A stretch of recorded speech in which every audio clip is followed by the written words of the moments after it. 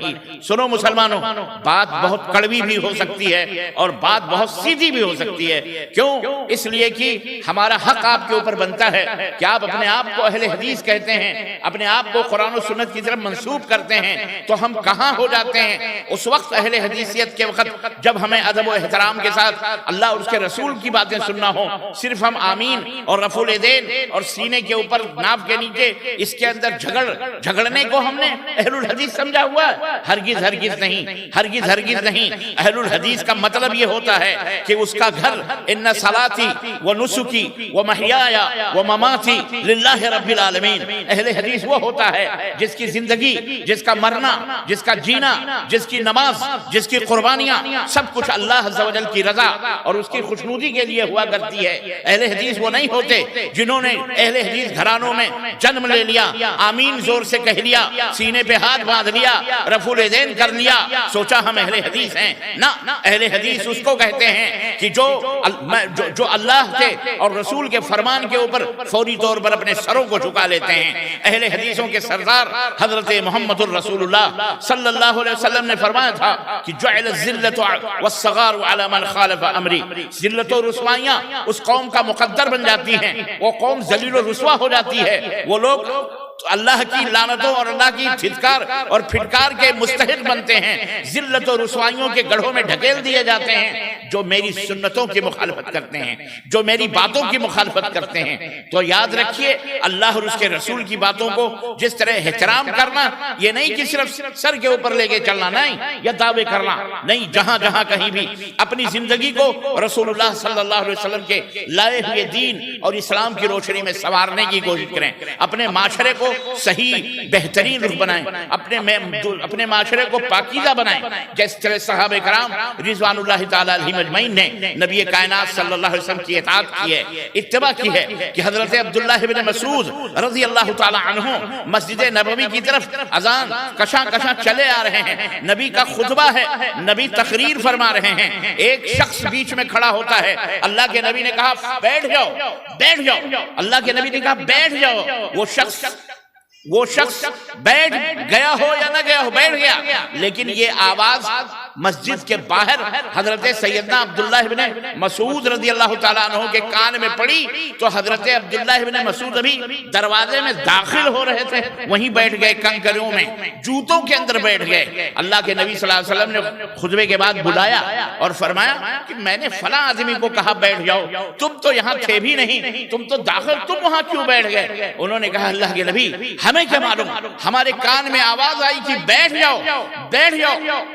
नबी का हुक्म आया, हमने सोचा अब्दुल्ला अगर अगला कदम उठेगा तेरा तो मस्जिद नबवी की तरफ नहीं बल्कि जहन्नम की तरफ जाएगा, क्योंकि नबी ने कहा बैठ जाओ, तो वहीं बैठ गए। अल्लाह अकबर। ये जज्बा था इताअत और फरमाबरदारी का कि एक बात सुनते थे तो उसके ऊपर वो अमल करते थे और उसको अपनी जिंदगी में नाफिज करते थे, और मर्द हो कि औरतें हों, सब अल्लाह के नबी सल्लल्लाहु अलैहि वसल्लम के मोहब्बत में हर अमल, हर चीज, एक एक चीज अल्लाह के नबी सल्लल्लाहु अलैहि वसल्लम से पूछते थे। हजरत अबू हुरैरा रज़ी अल्लाह ताला अन्हु गरीब आदमी थे, मिस्किन आदमी, उनकी बीवी हज़रत अबू हुरैरा रज़ी अल्लाह ताला अन्हु ने अपनी बीवी से कहा कि उन्होंने कहा मुझे ज़कात निकालनी है, तो उन्होंने कहा ज़कात निकाल के मुझे दे दो। तो उन्होंने कहा कि मैं तुमको कैसे दूं? कहने लगे मैं गरीब आदमी हूँ, तुम्हारा शौहर हूँ और मैं तुम्हारे बच्चों को पालता पोसता हूँ, तो ज़कात का मुस्तहिक तो सबसे ज्यादा मैं हूँ, तुम अगर ज़कात निकालती हो तो मुझे दे दो। तो हजरत, उनका नाम ज़ैनब था, उन्होंने कहा कि मैं तो आप तो मेरे शौहर हैं, तो मैं आपको कैसे? तो उन्होंने कहा कि वल्लाह मैं मुस्तहिक हूँ। उन्होंने कहा नहीं, जब तक नबी करीम सल्लल्लाहु अलैहि वसल्लम से मैं पूछ नहीं लूंगी तब तक मैं आपको ज़कात नहीं दे सकती। चुनाचे नबी के खिदमत में हाजिर हुई। हज़रत बिलाल ने कहा ज़ैनब आई हैं। आपने फरमाया अय्यु ज़ैनब, कौन ज़ैनब है? ज़ैनब के नाम की बहुत सारी औरतें। आपने फरमाया फलानी हैं। तो आपने फरमाया क्या मसला है? उन्होंने कहा अल्लाह के नबी मैं ज़कात निकालना चाह रही हूँ, नहीं इतना माल था उनके पास, ज़कात निकालना चाह रही हूँ, तो हमारे शौहर कह रहे हैं मुझे दे दो क्योंकि मैं गरीब आदमी हूँ। तो आपने फरमाया तो अच्छी बात है ना। कहा मैं अपनी ज़कात, यानी बीवी पूछ रही है कि अपनी ज़कात मैं अपने शौहर को दे सकती हूँ? तो उन्होंने कहा हाँ बिल्कुल दे सकते हैं। अल्लाह के नबी ने कहा वो ज्यादा मुस्तहिक है, दूसरे गरीबों के मुकाबले में वो ज्यादा मुस्तहिक है। तो यहाँ कई बातों का पता चला, तब उन्होंने वो ज़कात अपने शौहर को दे दिया। यहाँ कई बातों का पता चला कि खुद ख़वातीन जो थी नबी करीम सल्लल्लाहु अलैहि वसल्लम के ज़माने की दलाइल पे बात करती थी। अगर कोई बात उनके शौहर ने भी कही हो तो उसको बाकायदे नबी करीम सल्लल्लाहु अलैहि वसल्लम की से इजाज़त और दलील और बगैर पूछे हुए, ये नहीं कि मेरे शौहर ने कह दिया तो खलास कोई बात नहीं चलो ठीक है, नहीं, बाकायदे उसकी तहकीक करती थी कि अल्लाह के नबी सल्लल्लाहु अलैहि वसल्लम ने कहा है, बताएंगे तब हम आपको देंगे। तो यहाँ एक बात का तो ये पता चला कि जज्बा ये था कि नबी करीम साहब की इताअत और फरमाबरदारी औरत भी करती थी। दूसरी बात ये भी यहाँ पता चला कि शौहर को ज़कात देना जायज है। तीसरी एक चीज का और पता चला, अल्लाह अकबर, जो बड़ी अहम है वो ये है कि नबी के जमाने ही में औरतें इतनी मालदार हुआ करती थी कि अल्लाह अकबर, शौहर गरीब है उसको ज़कात भी दिया करती थी, उसको ज़कात भी दिया करती थी। उसका सबब क्या था? सबब ये था कि उनको वरासत में हिस्सा मिलता था। बाप मरा तो उसके वरासत में हिस्सा मिला, माँ मरी तो उसका जो माल था उसमें भी बेटी को हिस्सा मिला। तो इस तरह से बेटियों को हिस्सा मिलता था। तो वो इतनी मालदार हो जाती थी कि शौहर उनके मुकाबले में गरीब हो जाता था। और आज का जमाना ये है कि हम अपने आप को अहले हदीस कहते हैं। क्या कहते हैं? अहलुल हदीस। मुसलमान तो बहुत हैं, वो क्वालिटी तो अलग है, लेकिन आप तो एक आला क्वालिटी अपने आप को समझते हो ना। आप अपने आप को आला क्वालिटी समझते हो, लेकिन शायद आपके आला क्वालिटी और थर्ड क्वालिटी में कोई फर्क ज्यादा नजर नहीं आ रहा, ना हमारे किरदार से, ना हमारे अखलाक से, ना हमारे मामलात से। सिर्फ आमीन रफूलदैन एक फर्क समझ में आ रहा है, बाकी शक्ल सूरत हो, लेन देन हो, शादी ब्याह हो, माशरा हो, समाज के अंदर बिगाड़ हो। जनाब अली, ये वरासत का मसला जो भी मैंने बताया कि ये हो, मैं समझता हूँ अपनी बेटियों को या कोई हक नहीं देता है, ना अपनी बहनों को कोई हक देता है। कि देता है मौलाना? यहाँ पे बेटियों को हक मिलता है, विरासत मिलती है बेटियों को, बहुत कम का मतलब यानी दाल में नमक के बराबर कटौती, और उसमें भी डंडी मार कर। वैलुल लिल मुतफ्फिफीन, डंडी मारनो जेलवन जहन्नम है। मुकम्मल हिस्सा बेटियों को, मुकम्मल हिस्सा अपनी जायदाद अपनी प्रॉपर्टी में दो। लिज़्ज़क्रि मिस्लु हज़्ज़िल उन्सयैन, लड़कों को 2 रुपए तो बेटियों को 1 रुपया, ये हक है उनका। इसी तरह माँ में भी, माँ अगर मर गई तो उसमें भी बच्चों का हक है, बेटी का भी हक है, माँ के बेटों का भी हक है। भाई अगर मर गया और भाई के पास कोई आल औलाद नहीं है तो उसमें भी बहनों का हक है, उसके माल में, उसकी प्रॉपर्टी में बहनों का हक है। ये नहीं कि सारे भाई हड़प कर लें, बहनों को दाल मक्खी समझ के निकाल दें। अगर आप अपने आप को अहले हदीस ही नहीं मुसलमान कहते हो तो क्या इस नबी के इस नमूने पर, इस उस्वे के ऊपर आपका अमल है? आपकी बेटियां इतनी मालदार हैं, यहाँ तो बेचारी हमारी बहनें बेटियां तलाक अगर हो जाए, मारे डर के, तलाक के डर से कि अगर तलाक हो गई तो मैं समाज में मुंह क्या दिखाऊंगी, मैं अपने बाप बाप के घर भी नहीं जा सकती, मैं तो, मेरा भाई भी मुझे ताने ना मारे तो मेरी भावत मुझे ताने मार मार करके मेरा जनाजा निकाल देगी। इस डर से बेचारियां जूते भी खा रही हैं, गालियां भी खा रही हैं, थप्पड़ भी खा रही हैं और दुनिया भर की मशक्कतें और मेहनतें भी कर रही हैं। हमने समाज के अंदर औरतों को कुचला हुआ है, अपनी बीवियों, अपने बच्चों को। और जाहिर है तुम दूसरों की बच्चियों को तंग करोगे, दूसरों की बहनों और बेटियों को सताओगे और ये सोचो कि तुम्हारी बहन और तुम्हारी बेटी खुश रहे, ऐसा कभी नहीं हो सकता। मन हफ़रा बिरन लिअख़ीहि वक़ाफ़ी, जो कुआं खोदता है अपने भाई के लिए वो खुद एक दिन उसी कुएं में पड़ता है।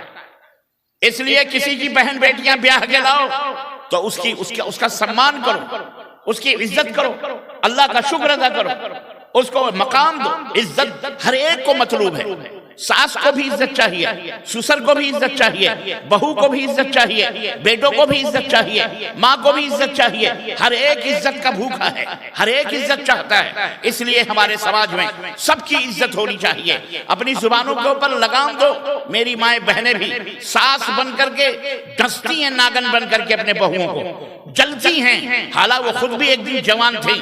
बहू ने अगर 1-2 दफा साबुन से मुंह धुल लिया तो शौहर के कान ससुर के आगे बाहर बैठ के फुसर फुसर करके उसके कान को भर करके, अरे जब देखो फलाने की बिटिया आई है घर में, जब देखो हर हफ्ते एक पट्टी साबुन खत्म कर देती है, जब देखो बाथरूम में घुसी रहती है नहाना, जब देखो मुंह धुलने में लगी रहती है, मेकअप करने, ये जलती है बुढ़िया।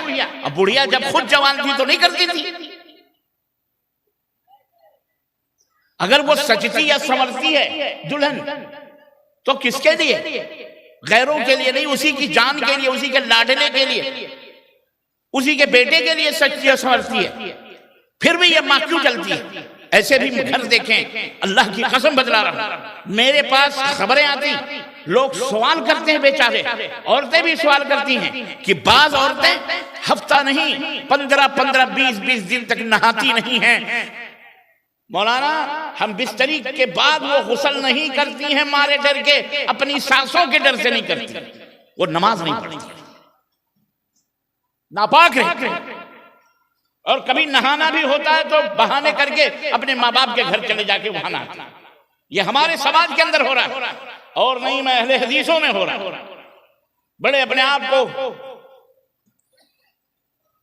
मोतबर लोग समझते हैं। ये घर घर की कहानी है, ये हमारा माशरा, ये हमारा समाज है।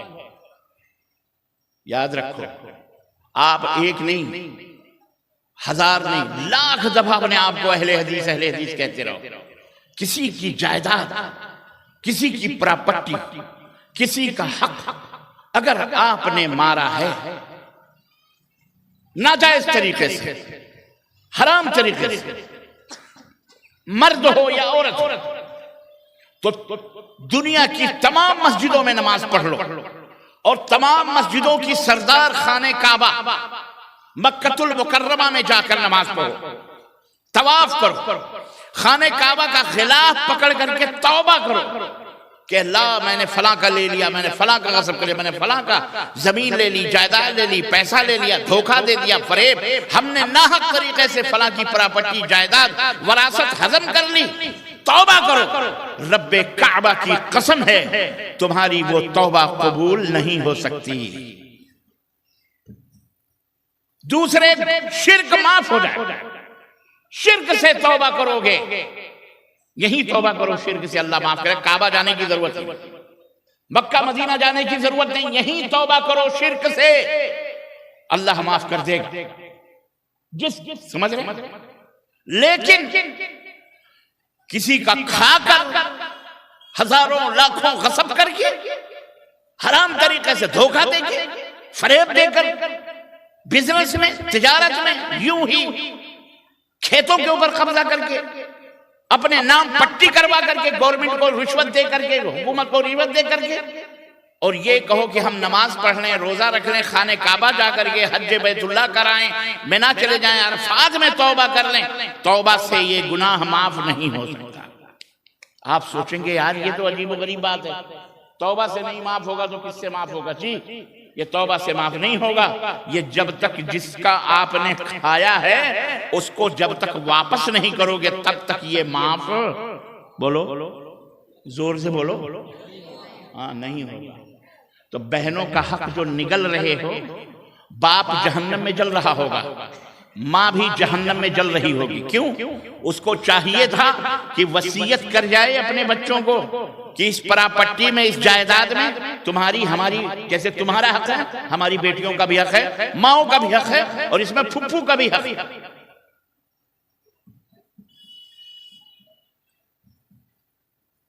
उसने नहीं करी वसीयत, और आपने मन्नो सलवा समझ लिया और हजम कर लिया, बहनों को महरूम कर दिया। बहनें मारे डर के, खौफ से, इसलिए नहीं कहते हैं शर्म से कि कल को अगर कहीं अब्बा अम्मा तो नहीं है, भाई के दरवाजे पे आई, अपने मैके आई, तो भावच तो अगर ले ली है मैंने, अपनी विरासत का हक लिया है, तो भावच कहेगी अच्छा अब क्या लेने आई हो, लेके तो चली गई, अब क्या करने आई हो, जाओ। ताने मारेगी, कूसेगी। ये तो हमारा मिजाज है, ये तो हमारा समाज है। मोहतरम मेरी माओ बहनों बेटियों, चाहे कोई तानी मारे, चाहे कोई ताना, हक माफ नहीं करना, हक माफ नहीं करना। हमारे मुल्क के अंदर हराम खोरों की तादाद है और ये तादाद हराम खोरी पर बढ़ती जा रही है।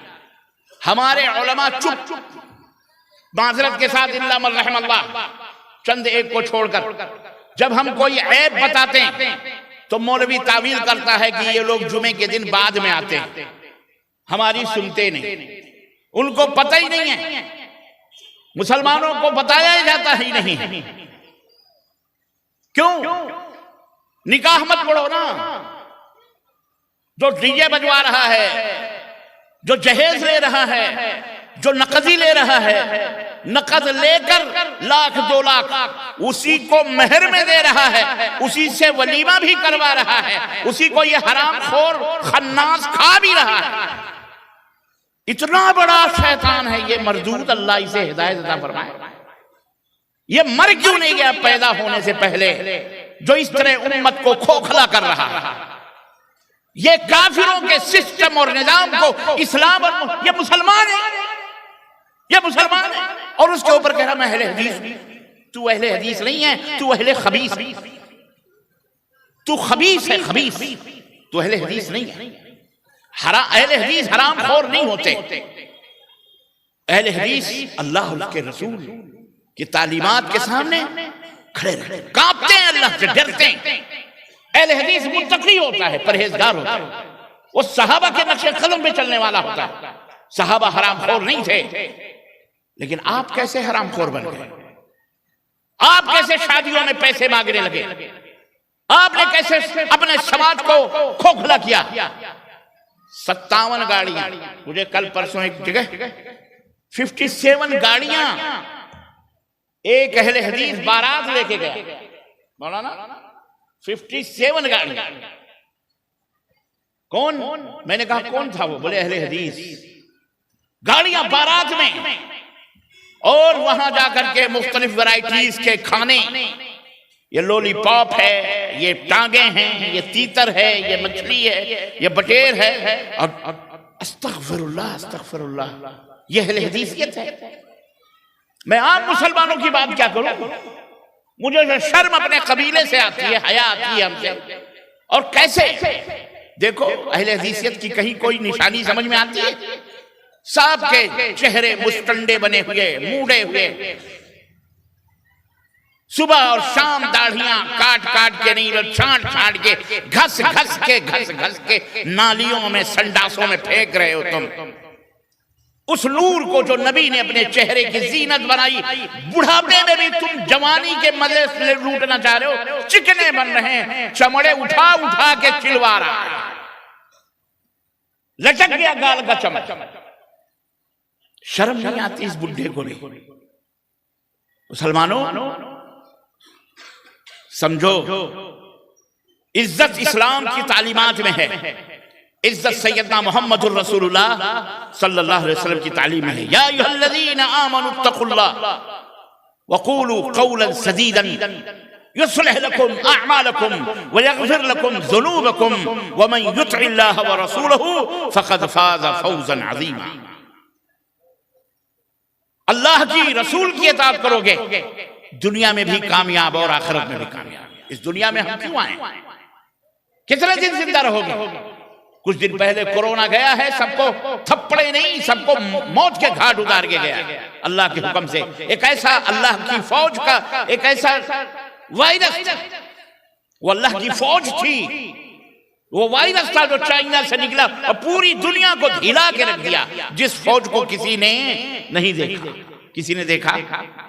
किसी ने देखा? हाय हाय, हमें फिर भी अपने रब पे भरोसा नहीं, हमें फिर भी अपने अल्लाह पर यकीन नहीं, फिर भी हमें अल्लाह रब्बुल इज्जत शक और शुबहे में पड़े हुए हैं। कि उस फौजी को किसी ने नहीं देखा, दुनिया के किसी ताकत ने नहीं देखा। उसे किसी वीजे की जरूरत न थी, उसे किसी एरोप्लेन की जरूरत ना थी, किसी फाइटर फ्लाइट की जरूरत ना थी, किसी तोप की जरूरत ना थी। वो दुनिया में वो फौजी घूमता रहा और रब ने जिस को उठाना चाहा उसको उसके अंदर मुलव्विस किया। बच्चों को भी, जवानों को भी, औरतों को भी, बूढ़ों को भी, बड़ों को भी, छोटों को भी, सबको सफाया किया उसने। पूरी दुनिया ठप हो गई। खाने को लोग तरस गए, फ्लाइटें बंद, तोप बंद, राकेट बंद, सब मुल्क ठंडे। अमेरिका हो कि जापान हो कि चाइना हो कि रूसिया हो, बड़े बड़े हथियार, बड़े बड़े गुरूर, बड़े बड़े घमंड, सब मारे डर के बिलों में घुस गए हैं। देखा कि नहीं देखा? मुसलमानों, हम गरीब हैं, मजबूर हैं, लेकिन हमारा रब मजबूर नहीं है। या अय्युहल्लज़ीना आमनू इन तंसुरुल्लाह यंसुरकुम व युज़ब्बित अक़दामकुम। ऐ ईमान वालो, अगर अल्लाह की मदद करोगे और रसूल, अगर अल्लाह की मदद करोगे तो अल्लाह तुम्हारी मदद करेगा। और अल्लाह की मदद ये नहीं है कि वो अल्लाह तुमसे नजराने मांग रहा है, अल्लाह तुमसे रुपए पैसे खेत और प्रॉपर्टी जायदाद मांग रहा है, नहीं। अल्लाह की मदद यह है कि तकवा अख्तियार करो, तकवा अख्तियार करो, परहेजगार बनो, डरो अल्लाह ताला से। और किस चीज से डरो? डरने का मतलब भी ये नहीं है कि बैठ के कांपते रहो, नमाज का वक्त हो, नहीं मुझे अल्लाह से बहुत डर लग रहा है, नहीं नमाज पढ़ने चलो, नहीं मुझे अल्लाह से बहुत डर लग रहा है, दो जूते मारो, बेगैरत। अल्लाह से डरने का मतलब ये नहीं है। नमाज पढ़ लेना तकवा नहीं है। एक बात भी बताता चलूं मैं, आई है बात, नमाज पढ़ लेना तकवा नहीं है, रोजा रख लेना तकवा नहीं है, हज कर लेना तकवा नहीं है। ये सब तकवा हासिल करने के जराए हैं, असबाब हैं। इससे तकवा हासिल होता है, लेकिन ये तकवा पढ़ना नहीं है। असल में तकवे का मफहूम क्या है? परहेजगार बनना। क्या बनना? बोलो, परहेजगार। और आसान करके थोड़ा समझा दूं, उदाहरण देकर, मिसाल देकर। दवा खा लेने से आदमी शिफायाब नहीं होता। डॉक्टर, अगर आपको सर्दी जुकाम और खांसी है, डॉक्टर ने आपको गोली दे दी, आपसे कहा कि ये गोलियां खाना सुबह दोपहर शाम को, ये सिरप है इसको पीना, ठीक, और ठंडे पानी से परहेज करना, ठंडा पानी नहीं पीना, गोश्त नहीं खाना, मुर्गी नहीं खाना, चावल नहीं खाना, सपोज एक मिसाल में दे, आइसक्रीम नहीं खाना, पेप्सी नहीं पीना, ये तमाम परहेज उसने लिखा दिए कि ये सब नहीं करना और ये गोलियां खाना, इंशाअल्लाह अल्लाह ताला तुम्हें शिफा दे देगा। अब आप लेके आए आला हजरत गोली, आपने गोली खाई, टाइम पे खा रहे हैं, लेकिन आइसक्रीम भी खा रहे हैं, ठंडे पानी की बोतलें भी पी रहे हैं, ठंडे पानी भी पी रहे हैं। उसने जो जो परहेज बताया था वो तमाम सब चीजें कर रहे हैं, उसका उल्टा। एक दिन, 2 दिन, 3 दिन, 4 दिन, न सर्दी खत्म, न जुकाम खत्म, न खांसी खत्म। डॉक्टर के पास पहुंच गए, डॉक्टर से कहने लगे, डॉक्टर साहब कैसी दवा दे दी, फायदा होता ही नहीं है। और डॉक्टर ने कहा, अच्छा बहुत अच्छी दवा दी हमने, इससे तो बड़े बड़े लोगों के फायदे हुए, तुमको क्यों नहीं हो रहा है? ये बताओ कि जो ऐसा तो नहीं कि जिन जिन चीजों से मैंने तुझे मना किया था वो तमाम सब चीजें तू खाते वक्त करता रहा। आइसक्रीम खाया था? कहा। ठंडी बोतलें पी थी? हाँ। पेप्सी पिया था ठंडा ठंडा? हाँ। मैंने कहा था गोश्त नहीं खाना, मछली नहीं खाना, फला नहीं खाना, खाया था? हाँ। लगाया 2 टमाटर खींच के मर्दूद आदमी, जिन जिन चीजों से मना किया था और मैंने कहा था ये चीजें करेगा तो फिर गोली का कोई फायदा नहीं होगा, वही चीजें उल्टा करके आया तो तुझे कैसे फायदा होगा ये बता। परहेज कर, परहेज, गोली के साथ साथ परहेज कर। ये एक उदाहरण है, ये एक मिसाल है समझने के लिए। कौन सी बात? अल्लाह ने फरमाया, इन्नस सलात तन्हा अनिल फ़हशाई वल मुनकर, नमाज बेहयाइयों से, बुराइयों से रोकती है। माशाअल्लाह, हमने ऐसे भी नमाजी देखे हैं जो डबल डबल सूद खाते हैं। मौलाना ऐसे भी नमाजी देखे हैं जो जहेज के माल खाते हैं। मौलाना ऐसे भी नमाजी देखे हैं परहेजगार, ये दाढ़ियां, नमाज के घट्टे, अल्लाह की कसम दूसरों का माल हड़प कर जाते हैं, गसब कर जाते हैं। बेटियों का भी घी नहीं, पड़ोसी का भी। ऐसे ऐसे नमाजी देखे हैं जो कत्ल करते हैं, खून करते हैं, बेहयाई करते हैं, बेशर्मी करते हैं, ज़िनाकारियों बदकारियों के अंदर भी वो मुलव्विस हैं। अब सवाल ये पैदा होता है कि यार ये नमाज में तो ये है कि नमाज बेहाइयों बुराइयों से रोकती है, तो ये शरीफ आदमी क्यों नहीं बन सका? तो भाइयों, इसमें नमाज की गलती नहीं है, उसके उस हराम खोरी की गलती है जिसकी वजह से उसकी नमाज बेकार हो रही है, उसकी नमाज का असर ही नहीं उसको हो रहा है। एक दिरहम, अगर 1 रुपया आपने एक जूता खरीदा, एक बनियान खरीदी 10 रुपए या 100 रुपए, उसमें 90 रुपया हलाल का है, 10 रुपया हराम का है, तो याद रखो वो माल हराम का है, वो हराम तुम्हें उससे कोई फायदा, उससे 40 दिन की नमाज तुम्हारी बेकार और बर्बाद हो जाएगी, नमाज का कोई फायदा नहीं। अल्लाह तबारक व तआला ने फरमाया वला तहनु वला तहज़नु वअंतुमुल अ'लौना इन कुंतुम मुमिनीन, अगर तुम मोमिन हो, अगर तुम ईमान वाले हो तो गम ना करो, फिक्र ना करो, तुम ही गालिब रहोगे, तुम्हें गलबा मिलेगा, तुम ही कामयाब रहोगे। ए अल्लाह, कितने मुसलमान हैं, सब लोग कह रहे हैं कि हम मोमिन हैं, वो भी कह रहा है हम मोमिन, वो भी कह रहा है हम मोमिन, लेकिन आज हालात ऐसे हैं कि हम सब मजबूर हैं। हमारी मस्जिदें पर बिलडोजर चलाए जा रहे हैं, दुनिया इसराइल कहां से कहां हमको ठोक रहा है, मार रहा है, पीट रहा है। दुनिया में जहां देखो मुसलमानों के ऊपर बमबारी हो रही है, वो लिबनान होगी, सूरिया होगी, यमन होगी, गांव हर जगह हमारे ऊपर ही ये कहर क्यों टूट रहा है? क्या हम मोमिन नहीं है? समझो, ये नुक्ता है समझने का, ये जज्बाती बातें नहीं है। हमने ईमान जरूर कबूल किया, हम अल्लाह पे ईमान लाते हैं, रसूल पे ईमान लाते हैं, यौमे आखिरत पर ईमान लाते हैं, कुरान पे रसूल ईमान लाते हैं, फरिश्तों पर ईमान लाते हैं, अच्छी बुरी तकदीर पर, सब पे ईमान लाते हैं। ईमान है हमारा, अकीदा है, लेकिन ईमान हमारा बड़ा कमजोर है। और ईमान भी हमारा पुख्ता, लेकिन इस ईमान के साथ साथ परहेज नहीं है। ईमान हमें फायदा पहुंचाएगा, लेकिन उसके साथ साथ हमें परहेजगार बनना है। किन चीजों से? सबसे पहली चीज है अला उनब्बिउकुम बिअकबरिल कबाइर, तमाम गुनाहों का जो सबसे बड़ा सरदार है, सबसे बड़ा गुनाह। नबी ने फरमाया मेरे साहबा न बताऊं? कालू बला या रसूल अल्लाह। साहबा ने कहा हाँ बताइए। आपने फरमाया अल इशराक बिल्लाह, सबसे बड़ा गुनाह उन गुनाहों में, तमाम बड़े बड़े गुनाहों में सबसे बड़ा गुनाह अल्लाह के साथ शिर्क करना है। अल्लाह के सिवा गैरुल्लाह को मुश्किल कुशा, हाजत रवा समझना, दाता समझना, गरीब नवाज समझना, देने वाला, मालो दौलत, सेहत और तंदुरुस्ती, बेटा बेटी सब कुछ ये समझना, उससे प्रार्थना करना, उसे मुश्किल कुशा समझना, उसके सामने सजदे करना, हाथ फैलाना, उसके अपनी मदद के लिए पुकारना, ये तमाम सब चीजें शिर्क बिल्लाह हैं। ये सबसे बड़ा गुनाह है, इससे बचना है। सबसे पहले इससे बचना। क्यों? ये ईमान को खराब बर्बाद कर देता है। बिल्कुल जैसे कोई कीड़ा किसी पेड़ के अंदर अगर लग जाए और उस पेड़ की हरियाली तो रहे लेकिन फल न लगे, और कोई माहिर ज़िराअत, खेती बाड़ी करने वाला, पेड़ों का, पौधों का कोई बेहतरीन डॉक्टर उसको देख के कहे ये हरा भरा है लेकिन इसके जड़ में कीड़ा है, इसमें फल नहीं लग सकते, उस कीड़े को मारो।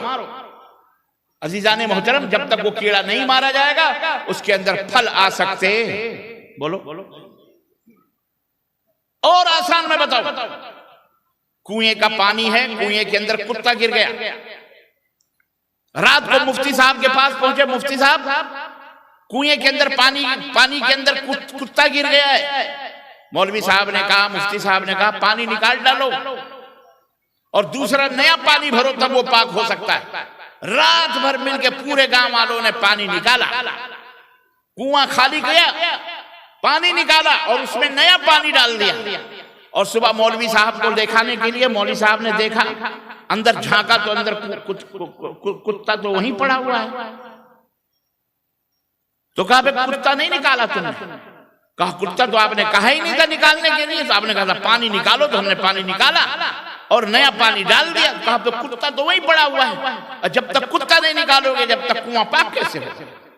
कहा हमारी मेहनत, कहा तेरी मेहनत तेरे मुंह पे, 1000 मेहनत कर ले भाई, क्या फायदा, क्या फायदा है? कोई फायदा नहीं। तो याद रखो, शिर्क एक ऐसा गुनाह है जो तमाम आमाल को जाया और बर्बाद कर देता है। बड़े बड़े हाजी नमाजी सब बेकार, इससे बचो। उसके बाद अल्लाह ने जिन जिन चीजों से मना किया है उन चीजों से बचो। ज़िना से मना किया, गीबत से मना किया, चोरी से मना किया, नाहक तौर पर कत्ल और खून गारत गरी से मना किया, एक दूसरे के खून, एक दूसरे में झगड़ा लगाने से मना किया, गाली गलूज से मना किया, झूठ बोलने से मना किया, माँ बाप की नाफरमानी करने से मना किया, जनाब आली किसी का हक हुकूक मारने से मना किया, किसी को थप्पड़ नाहक तौर पर, ये तमाम सब चीजें हराम चीजों से मना किया, हलाल चीजों का हुक्म। तो जब हराम चीजों से आप बचोगे तब ये इस ईमान का आपको फायदा पहुंचेगा। यह है तकवा, बचना हराम चीजों से, अल्लाह की मना की हुई चीजों से बचना, यह है तकवा। औरतें हैं, औरतों को चाहिए कि अपने शौहरों की फरमाबरदारी करें और उनकी नाफरमानी ना करें, लोगों से पर्दा करें, गैर महरम के सामने चेहरा खोल करके ना आए। इसी तरह आपस में एक दूसरे की गीबत, चुगलियां, झगड़े, फड्डे, लड़ाइयां ना करें। अल्लाह के नबी सल्लल्लाहु अलैहि वसल्लम ने फरमाया, अलमरअतु इज़ा सामत शहरहा सल्लत खम्सहा व सारत शामत शहरहा व ताअत बअदहा व हफ़ज़त फरजहा। अल्लाह के नबी ने फरमाया, औरत अगर एक 5 वक्त की नमाज पढ़ ले, 1 महीने का रोजा रख ले, अपने शौहर की इताअत और फरमाबरदारी कर ले, और इसी तरह से वो अपनी इज्जत और आबरू की हिफाजत कर ले, तो क़यामत के दिन अल्लाह तबारक व तआला फरिश्तों को हुक्म देगा, पुकारने वाला पुकार कर कहेगा, ए अल्लाह की बंदी, जन्नत के जिस दरवाजे से तुझे दाखिल होना है तू दाखिल हो। कितना आसान है। तो परहेजगार बनो मुसलमानों, हराम चीजों से बचो, और अपने आप को अगर आप अहले हदीस कहते और समझते हो तो अल्लाह के लिए कुरान और हदीस पर अमल करो। सिर्फ नमाज रोजा नहीं, अपने माशरे को, अपने समाज को हर किस्म की गंदगियों से, हर गुनाहों से पाक साफ करो। कुल्लुकुम राइन व कुल्लुकुम मसूलुन अन रइयतिही या अय्युहल्लज़ीना आमनू क़ू अनफुसकुम व अहलिकुम नारा। खुद भी जहन्नम से बचो और दूसरों को भी जहन्नम से बचाओ। और हज़रात उलमाए कराम जो इलाके के हैं उनको भी ये इस्तिदा करूंगा, मैं उनसे भी दरख्वास्त करूंगा कि मस्जिदों के अंदर से आवाज उठनी चाहिए हराम चीजों के खिलाफ। किसी से डरना नहीं है, रिज़्क़ अल्लाह के हाथ में है, डरो मत। अल्लाह तबारक व तआला आसमानों से रोजी भेजेगा। हक बात बोलो, लोगों को समझाओ, लोगों को हराम चीजों से मना करवाओ, लोगों को हलाल की तलकीन करो। ये छोटी छोटी बातें नहीं हैं, ये बहुत बड़ी बातें हैं।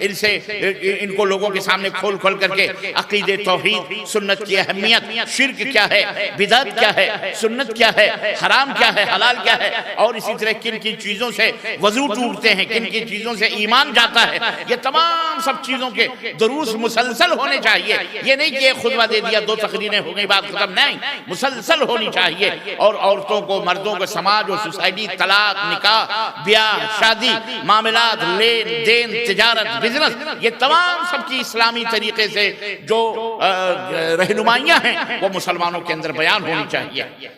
ये हमारी दरख्वास्त है।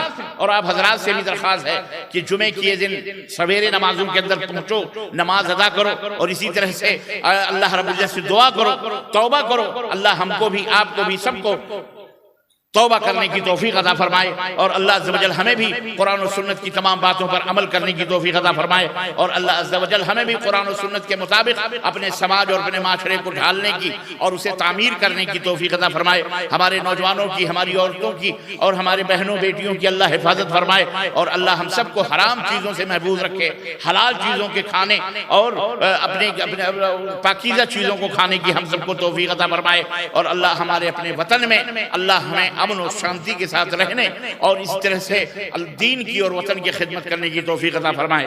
तो अपने बच्चों को तालीम देने और कुरान का सबक पढ़ने पढ़ाने की अल्लाह हम सबको तौफीक अता फरमाए। आमीन या रब्बल आलमीन। व सल्लल्लाहु अला नबियना मुहम्मद व अला आलिहि व सहबिहि अजमईन। वस्सलामु अलैकुम व रहमतुल्लाहि व बरकातुहू।